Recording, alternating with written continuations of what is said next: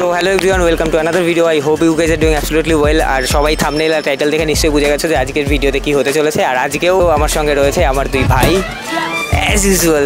আমরা তিনজনে আজকে কল্যাণীর যত বড় বড় প্যান্ডেল আছে তার মধ্যে সবথেকে ফেমাস প্যান্ডেলগুলো তোমাদের দেখাতে চলেছি। তাদের ডিটেল কীভাবে বানাচ্ছে, কী কী দিয়ে বানাচ্ছে, যতটা সম্ভব ডিটেইলে দেখানোর চেষ্টা করছি। কিন্তু দুঃখের বিষয় বৃষ্টি, এই বৃষ্টির মধ্যে দাঁড়িয়ে এই বৃষ্টির মধ্যে ঘুরে তোমাদের সবটা দেখাচ্ছি। তো নিশ্চয়ই এতটা কষ্টের জন্য এইটুকু তো করতেই পারো, সেটা হলো লাইক, সাবস্ক্রাইব অ্যান্ড কমেন্টটা প্লিজ করো। আর এটাই আমার একমাত্র মন থেকে চাওয়া, সেটা হলো কমেন্ট, কারণ তোমাদের কমেন্ট করতে আমার খুব ভালো লাগে। তো এখন আমরা আছি ব্যাংককের অরুণ মন্দির। আর এটা কিন্তু অরুণ মন্দির না, এটা যেটা দেখতে পাচ্ছ এটা অরুণ মন্দিরের মতো তৈরি হচ্ছে, যেটা কল্যাণী আইটিআই মোড়ে। এটা এই বছরের সবথেকে বড় প্যান্ডেল হতে চলেছে কল্যাণীর আইটিআই মোড়ে হচ্ছে। এটার পুরো কাজটা তৈরি হচ্ছে ঝিনুক দিয়ে।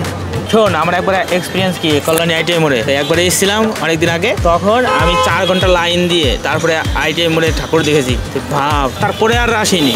আবার তোদের জন্য মানে যে আগে ঘুরে আসি, নাহলে আবার সেই 5-6 ঘন্টা লাইন দিতে হবে, সেই জন্য তোদের সাথে আসলাম ঘুরতে। তো আমি এমনি নর্মালি এখানে পুজো দেখতে এসেছি। এই ভিড়ের মধ্যে পুজো দেখা খুব কষ্টকর। এর জন্যই আমরা তিনজনে তো প্ল্যান করেছি যত বড় বড় প্যান্ডেল আছে সব কটা প্যান্ডেল আমরা পুজোর আগে, ভিড় শুরু হওয়ার আগেই দেখে নেবো। দেখ কত উঁচু। হ্যাঁ সেটাই। তো এটা 180 ফুটের মতো হাইট প্রায়। তো থ্যাংক ইউ দাদা এই বৃষ্টির মধ্যে দাঁড়িয়ে কিছু কথা বলার ইচ্ছা প্রকাশ করার জন্য। আমার প্রথম প্রশ্ন হলো যে এই ব্যাংককে যে মন্দিরটা হচ্ছে, এই মন্দিরটার ইন্সপিরেশনই কি করে এলো যে এই মন্দিরটাই আমরা বানাচ্ছি? দেখো, আমরা প্রতিবারই পুজোর পরে আমাদের লুমিনাস ক্লাবের কর্ণধার অরূপ মুখার্জির সঙ্গে আমরা আলোচনায় বসে যাই যে সামনের বছরের পুজো কি হবে এবং কি করলে মানুষ দর্শক আকর্ষণ বাড়বে। আমরা গত 2 বছর টুইন টাওয়ার এবং গ্র্যান্ড লিসবোয়া আমরা করেছি। তা আমরা এবার দেখলাম যে আবার মন্দিরের মধ্যে ফিরে আসি। তা মন্দিরটা এমনই হোক যেটা টাওয়ারের মতো উচ্চতা হোক, যার জন্য আমরা এই মন্দিরটাকে বেছে নিয়েছি যে টাওয়ার কাম মন্দির। যার জন্য এই ভাবনা চিন্তা। আমরা এটা যেহেতু বৌদ্ধ মন্দির, থাইল্যান্ডের বৌদ্ধ মন্দির, আমরা বুদ্ধের ওপরে কিছু করেছি, ডিজাইন করেছি, যাতে মানুষের, কারণ বুদ্ধ মন্দিরের ভেতরে যা থাকে আমরা তারই তুলে ধরার চেষ্টা করেছি। আর এটা কতদিনের প্রিপারেশন চলছে, কতদিন ধরে চলছে এই কাজটা? এখনো আমাদের বিগত 4.5 মাস হয়ে গেল। আমরা বুদ্ধ পূর্ণিমা থেকে স্টার্ট করেছি। ইলেকট্রিকের কাজ, ওয়েল্ডিং হচ্ছে। কালকে যেহেতু ঠাকুর ঢুকে গেছে, আপনারা নিশ্চয়ই জানেন সেনকো গোল্ড থেকে সোনার অলংকার থাকছে। আমরা ঠাকুরটা আজকে ফিটিং করছি। ঠাকুর ফিটিং করলে আমরা গোল্ড দিয়ে আবার সাজানো হবে। আমাদের সঙ্গে আরেকজন আছে, সে হলো রিয়া। এর আমার যারা পুরনো ভিউয়ার, যারা আগে থেকে আমার ব্লগ দেখছে, তারা নিশ্চয়ই ওকে খুব ভালো করে চেনে। সব থেকে বড় ব্যাপার হলো ওর বাড়ি এখানেই, তো এর জন্য ও এখান থেকে আমাদের সঙ্গে জয়েন করলো। কল্যাণী আইটিআই মোড় মানে লাস্ট 4-5 বছর ধরতে গেলে এখানকার সব থেকে ফেমাস যে পুজোটা হয় সেটা হচ্ছে আইটিআই মোড়ে হয়। এর আশেপাশেও 2-1টা ফেমাস অনেক পুজো হয়। এটার উচ্চতা অনেকটা 170 ফুট, প্রায় 18-19 তলার মধ্যে হবে। আর এইটা পৃথিবীর মধ্যে সব থেকে বড় প্যান্ডেল হতে চলেছে। বুর্জ খালিফা ছিল যেটা মনে হয় এর থেকে একটুখানি ছোট ছিল, কিন্তু সেটার পরে এইটা ফার্স্ট যেটা এত বড় প্যান্ডেল হচ্ছে। প্যান্ডেল শুরু হওয়ার আগেই এত ফেমাস হয়ে গেছে যে কিছুক্ষণ পরই লোকজন আসতেই রয়েছে, মানে অনেক লোকজন আসতেই থাকে। তোমার এখানে থেকে এই যে কল্যাণীতে এত ভিড় হয়, তোমার এক্সপিরিয়েন্স বলো। যখন ছোটবেলায় এইটা এত ফেমাস ছিল না, তখন পুজোতে আমরা ঠাকুর দেখতে বেরোতে পারতাম, কিন্তু এখন এত ভিড় হয় আমরা কল্যাণীর লোকেরাই এখানকার ঠাকুর দেখতে পারি না। বাইরে থেকে এত লোক আসে।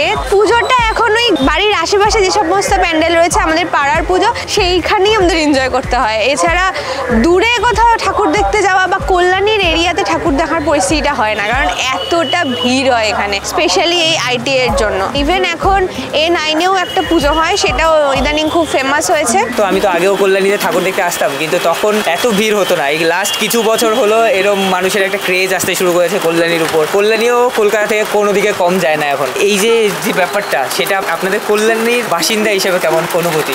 আমাদের কাছে যথেষ্ট আমাদের গর্ব যে কল্যাণীতে এত বড় একটা পুজো, যেটা সারা রাজ্যের মধ্যে আজ পর্যন্ত আমরা ভাবতে পারছি না যে কল্যাণীর মানুষ এইটা পাবে। যে অনেক কল্যাণীবাসী বলে যে এই ভিড়টা হওয়ার পর থেকে আমরা বেরোতে পারছি না বাড়ি থেকে। সাময়িক 2-1টা দিন একটু অসুবিধা হলো, কিন্তু অন্য দিক থেকে তারা উপলব্ধি করছে যে এরকম অন্য রাজ্যের বা অন্য জায়গার লোকজনকে দেখতে পাবে, এটাও আমাদের কাছে একটা বিরাট পাওনা। আর আরেকটা কথা, আমি যেটা আমার পার্সোনাল ওপিনিয়ন একটা, সেটা হলো এখানে রয়্যাল হাট বলে একটা রেস্টুরেন্ট আছে, যেটা এখন তৈরি হচ্ছে এই আইটিআই এর পাশেই। ওই যে দেখা যাচ্ছে সাদা রঙের বিরিয়ানিটা, জাস্ট অসাধারণ খেতে। It's my favourite.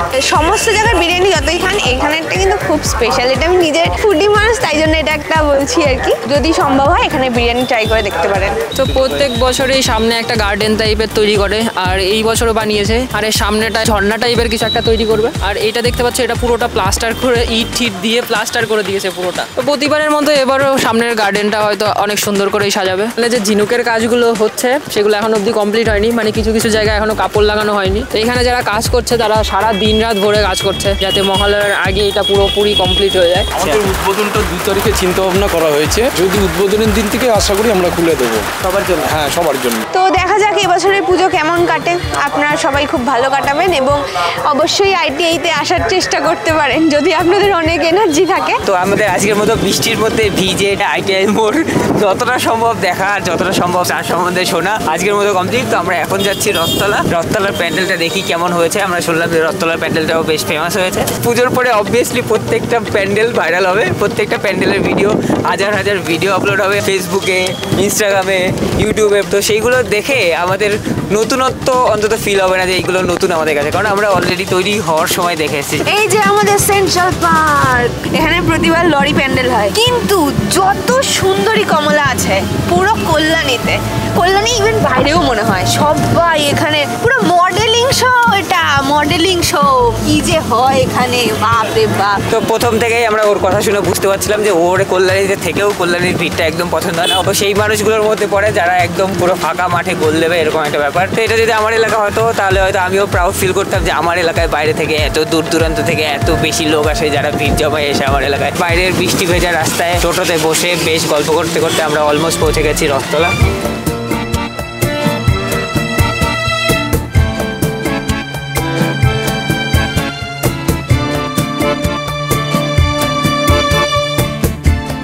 আমাদের কল্যাণী আইটিআই মোড় ঘোরা কমপ্লিট। এখন আমরা এসেছি রথতলায়। তো ইয়েস, কল্যাণীর আমাদের নেক্সট ডেস্টিনেশন কল্যাণী রথতলা, যেখানে হচ্ছে প্রেম মন্দির। এই মন্দিরটা বৃন্দাবনে রয়েছে, বৃন্দাবনের যে প্রেম মন্দিরটা সেটাই একদম হুবহু এখানে সেই প্রেম মন্দিরটাই তৈরি হচ্ছে। এখানে এখনো কাজ চলছে, পেছনে দেখতে পাচ্ছ সব লোকজন কাজ করছে। তোমরা যারা কল্যাণী আসতে চলেছো পুজো দেখতে, তাদের লিস্টে এই মন্দিরটা অবশ্যই থাকা উচিত, কারণ কল্যাণীর সব থেকে বড় পুজোর মধ্যে একটা পুজো এটা। কল্যাণী থেকে তোমরা আইটিআই মোড়ে আসো, আইটিআই মোড় থেকে টোটো পেয়ে যাবে, 10 টাকা করে টোটো ভাড়া নেবে, হয়তো পুজোর সময় 5 টাকা বেশি নিতে পারে, সেটা 15 টাকা হতে পারে রথতলা অবধি, যেখানে এসে এই ঠাকুরটা তোমরা দেখতে পারো। এখানের ঠাকুরটা আমরা ফ্যামিলি মেম্বার সবাই প্রতিবারই দেখতে আসি, দিনের বেলা হোক কি রাতের বেলা। ভিড় তো হয়ই, কারণ এটা কাঁচরাপাড়া যাওয়ার রাস্তা, আর এদিকে কল্যাণী, এদিকে কাঁচরাপাড়া। এটা মাঝখানে হলো বিখ্যাত আমাদের রথতলা, যেখানে রথের মেলার জন্য এটা বিখ্যাত একটি জায়গা। প্রচুর বড় করে এই গ্রাউন্ডটাতেই মেলাটা হয়, আর ভিড়টা তুলনামূলক আইটিআর থেকে একটু কম হয়। তাই জন্য আমরা এখানে ঠাকুরটা দেখতে আসতে পারি ফ্রিলি এবং দেখে ঠাকুর শান্তিতে যেতে পারি এখান থেকে। বৃষ্টির ভিতর চুলের অবস্থা দেখতে পাচ্ছ, ঠান্ডা মনে হয় লাগবে, জ্বর আসবে, কিন্তু হাই ঘোরা মিস দেওয়া যাবে না। তো আমরা আগে ঘুরতে চলে আসলাম প্রেম মন্দিরে প্রেম বিতরণ করতে। আমরা একটুখানি ভেতরটা দেখি, তারপরে কিছু খাওয়া দাওয়া করবো, কারণ খিদেও পেয়েছে। তো এটা হলো মন্দিরের ব্যাক সাইডটা, যেখানে প্যান্ডেলের কাজ বা চলছে, পুরো ফাইবারের কাজ হচ্ছে নাকি ডিজাইন? কতদিন ধরে কাজ হচ্ছে?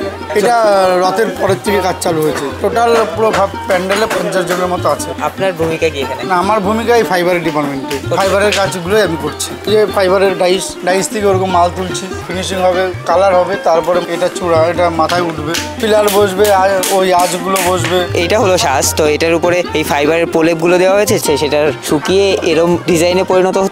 ওইটা টপে বসবে, সাইডে এগুলো বসবে। কতক্ষণ কাজ চলে? সারাদিন রাত? না, সারাদিন রাত না, 12টা 1টা 2টো, সকাল 8টার থেকে শুরু হয়, 7টার থেকে শুরু হয়। 3-4টে ডিপার্টমেন্ট আছে তো। আচ্ছা, সবাই মিলে 2টা 1টা অব্দি করি। আমাদের তো শরীর না, তারা 24 ঘন্টার মধ্যে মোটামুটি কয়েক ঘন্টা ঘুমাচ্ছে। তার মানে এই সকাল থেকে শুরু করে 7টা থেকে শুরু করে রাত 2টো অবধি, মানে অনবরত সেই রথের পর থেকে শুরু হয়েছে যে কাজ। একটা লেয়ার দেওয়া হয়ে গেছে অলরেডি নাকি? হ্যাঁ, একটা লেয়ার দেওয়া হয়ে গেছে, এবার সেকেন্ড লেয়ার পড়ছে।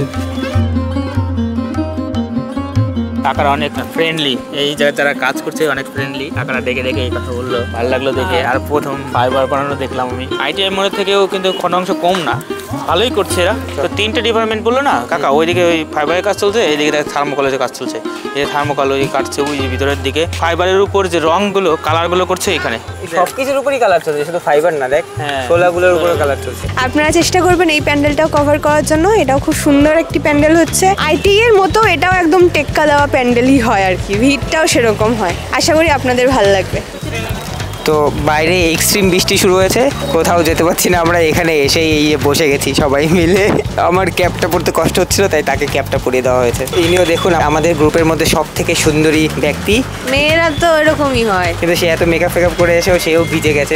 এত দূর থেকে এতগুলো পোলা বানাইছে, একটাও ছাতা এনে নেই। কেমন লাগে কও দেখি? আমি একমাত্র একটা ছাতা নিয়ে এসেছি। তো প্যান্ডেল হপিং মানে শেষ বেলায় এগ রোল চাউমিন খেয়ে তারপরে দিনটা শেষ করা হয়, আর আজকেও আমরা সেটাই করছি।